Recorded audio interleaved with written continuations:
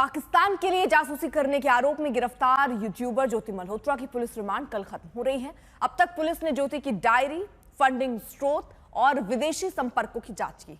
इस दौरान कई संवेदनशील वीडियो मिले हैं। ज्योति मल्होत्रा से अब तक पुलिस के अलावा एनआईए, आईबी और खुफिया सेना अधिकारियों ने पूछताछ की है।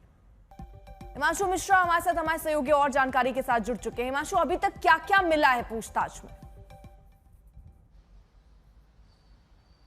देखिए, पूछताछ में जो लिंक हैं वो स्टैब्लिश हो रहे हैं। सबसे पहले दानिश, जिसे कि देश छोड़ने के लिए कहा गया था, दानिश के साथ जो जो लोग संपर्क में थे उन सबको जब उनसे लिंक जोड़ा गया तो उन सबके आपस में लिंक स्टैब्लिश हुए और उसके बाद जब उनकी एक्टिविटीज देखी गई, पिछले 1.5 से 2 साल की एक्टिविटी देखी गई, तो कई सारी चीजें संदिग्ध मिली, जिसकी वजह से गिरफ्तारियां हुई। अब ज्योति को जिस तरीके से जब एजेंसीज ने ज्योति की एक्टिविटीज, उसके जब वीडियोस और उसके मोबाइल, जो सारी चीजें जब खंगाली, तो दानिश के साथ ही नहीं, जानकारी मिली कि जब वो पाकिस्तान गई थी तो किन किन लोगों से उसकी मुलाकात हुई, किस तरीके से वहां आईएसआई के कुछ लोग भी मिले।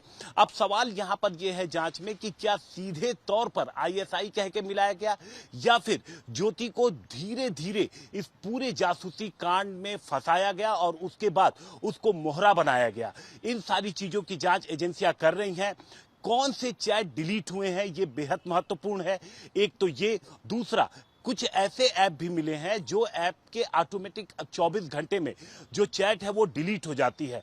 तो आखिर जब आमतौर पर इस तरीके का ऐप कोई नहीं इस्तेमाल करता, क्योंकि अगर आपकी किसी की बातचीत है तो आदमी उसको रिकॉर्ड करके रखता है, उसको सेव करके रखा रहता है। तो ऐसी कौन सी बातचीत थी जो वो नहीं चाहती थी कि उसके फोन में 24 घंटे से ज्यादा रहे? तो ये कई सारी चीजें हैं जिनको रिकवर करने की कोशिश की जा रही है। 5 दिन का रिमांड कल पूरा हो जाएगा, कल कोर्ट में पेश होगा, उसके बाद देखना होगा कि आगे एजेंसी क्या कोर्ट में कहती है। जी चलिए, बहुत बहुत शुक्रिया आपका तमाम जानकारी के। जैसे कि मैं सो रहा हूँ तो पिताजी को जगाना है मुझे, तो वो डायरेक्ट उठाने के बजाय, और हिंसा की परंपरा मेरे यहाँ नहीं थी सौभाग्य से, तो वो क्या करते थे कि उस कमरे में आ जाएंगे या बाहर से गुजरेंगे और चौपाई बोलेंगे, प्रात काल उठ के रघुनाथा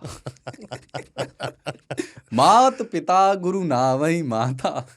कभी कभी मैं गुस्से में उठ करके, अरे पापा, चरण स्पर्श किया और सो गया। मैंने कहा अब मत उठाना।